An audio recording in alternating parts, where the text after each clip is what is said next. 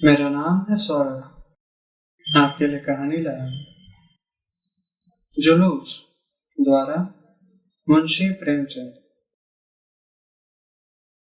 पूर्ण स्वराज का जुलूस निकल रहा था।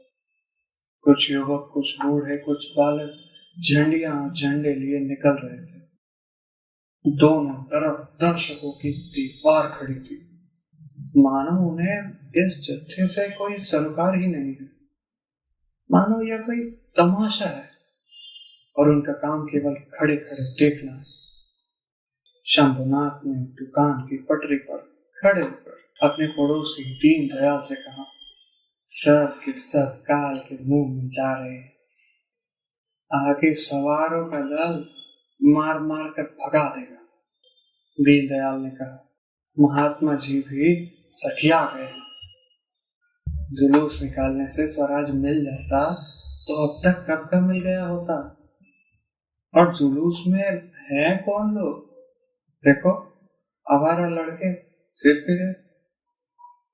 शहर का कोई बड़ा आदमी नहीं है। मैं कुछ चप्पलों की माला गर्दन में लटकाए खड़ा था। उन दोनों सेठों की बातें सुनकर हंसा। शंभू ने पूछा, क्यों हंसे मैकू? आज रंग चोखा मालूम होता है। हाँ, इस बात पर जो तुमने कही कि कोई बड़ा आदमी जुलूस में नहीं है। बड़े आदमी क्यों जुलूस में आने लगे? उन्हें इस राज में कौन आराम नहीं है। बंगलों और महलों में रहते हैं, मोटरों में घूमते, साहबों के साथ दावतें खाते हैं। कौन तकलीफ है? इस वक्त कोई टेनिस खेलता होगा, कोई चाय पीता होगा, कोई ग्रामोफोन लिए गाने सुनता होगा, कोई पार्क में सैर करता होगा। हाँ, यहाँ है पुलिस के कोड़े खाने के लिए। तुमने भली कही शंभू, तुम ये बातें क्यों समझोगे मैकू? जिस काम में 4 बड़े आदमी अगुआ होते हैं, उसकी सरकार पर भी धाक बैठ जाती है। आवारा लड़के उनकी निगाह में क्या जचेंगे? मैकू ने ऐसी दृष्टि से देखा जो कह रही थी, इस बातों के समझाने का ठेका तुम ही ने लिया है। और बोला, बड़े आदमी को हम ही लोग बना के बिगाड़ते हैं या कोई और? हमने ही बनाए बड़े आदमी, बन गए और अब मोटरों पर निकलते हैं और हमें नीच समझते हैं। ये लोगों की तकदीर की खूबी है कि जिसकी जरा बढ़ती हुई और उसने हमसे आंखें फेरी। हमारा बड़ा आदमी तो वही है जो हमारी दशा को सुधारने के लिए अपनी जान हथेली पर लिए फिरता है, और हमें किसी बड़े आदमी की परवाह नहीं है। सच पूछो तो इन बड़े आदमियों ने ही हमारी मिट्टी खराब कर रखी है। इन्हें सरकार ने कोई अच्छी सी जगह दे दी, बस उसका दम भरने लगे। दीनदयाल, नया दारोगा बड़ा जल्लाद है। चौराहे पर पहुंचते ही हंटर लेकर मारेगा, फिर देखना सब कैसे दुम दबाकर भागते हैं, मजा आएगा। जुलूस स्वाधीनता के नशे में चूर चौरस्ते पर पहुंची तो देखा आगे सवारों और सिपाहियों का एक दस्ता रास्ता रोके खड़ा है।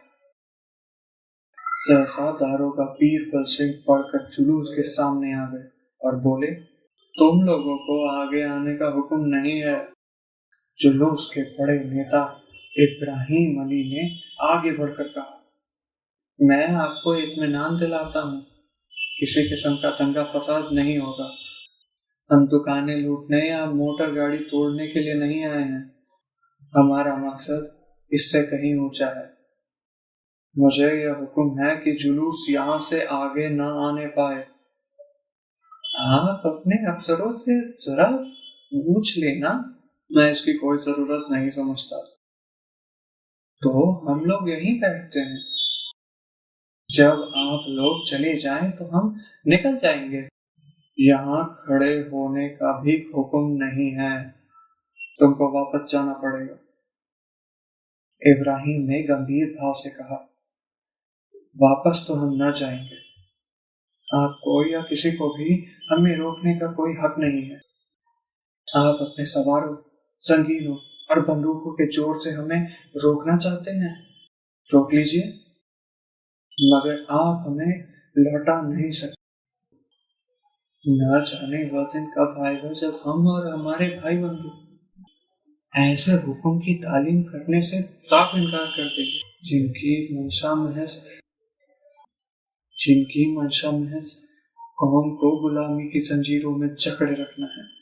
बेपल ग्रेजुएट था, उसका बाप सुपरिटेंडेंट ऑफ पुलिस था, उसकी नस नस में रौब भरा हुआ था। अफसरों की दृष्टि में उसका बड़ा सम्मान था।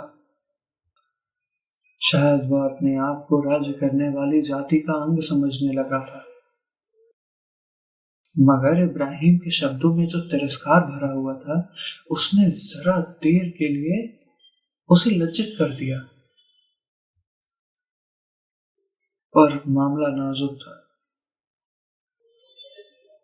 जुलूस को रास्ता दे देता है तो जवाब तलब हो जाएगा, वहीं खड़ा रहने देता है तो ना जाने कब तक खड़े रहे। इस संकट में पड़ा हुआ था कि अपने डीएसपी को घोड़े पर आते देखा। अब सोच विचार का समय न था, यह मौका था कर गुजरी दिखाने का। उसने कमर से बैटन लिया और घोड़े को एड़ लगाकर जुलूस पर चढ़ाने लगा। उसे देखते ही सवारों ने भी घोड़ों को जुलूस पर चढ़ाना शुरू कर दिया। इब्राहिम दरोगा के घोड़े के सामने खड़ा था।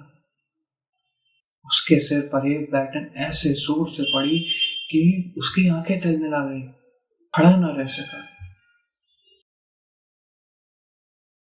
सिर पकड़कर बैठ गया। उसी वक्त दरोगा जी के घोड़े ने दोनों पांव उठाए और जमीन पर बैठा हुआ इब्राहिम उसके पैरों के नीचे आ गया। जुलूस अभी तक शांत खड़ा था। इब्राहिम को गिरते देखकर कोई आदमी उसे उठाने के लिए आ, उधर सवारों के डंडे बड़ी निर्दयता से पड़ रहे थे। लोग हाथों से डंडे रोक रहे थे और अविचलित रूप से खड़े थे। हिंसा के भावों में प्रवाहित न हो जाना उनके लिए प्रति क्षण कठिन होता जा रहा था। जब आघात और अपमान ही सहना है, फिर हम इस दीवार को पार करने की क्यों ना चेष्टा करें। यहाँ से यह डंडा खाकर लौट जाएं तो फिर किस मुंह से आजादी का नाम लेंगे। मगर प्राण रक्षा के लिए भागने का किसी को ध्यान भी न था। मगर प्राण रक्षा के लिए भागने का ख्याल किसी के मन में नहीं आया। कितनों के सर से खून रस रहा था, कितनों के हाथ जख्मी हो गए थे। एक आवाज में ये लोग सवारों को चीर सकते थे, मगर पैरों में बेड़ियां पड़ी हुई थी। सिद्धांत की, धर्म की, आदर्श की। 10-12 मिनट तक यूं ही डंडों की बौछार होती रही और लोग शांत खड़े रहे। इस मारधाड़ की खबर एक क्षण में बाजार जा पहुंची। इब्राहिम घोड़े से कुचले गए, कई आदमी जख्मी हो गए, कई के हाथ टूट गए, मगर ना वे लोग पीछे हटते और ना पुलिस उन्हें आगे जाने देती।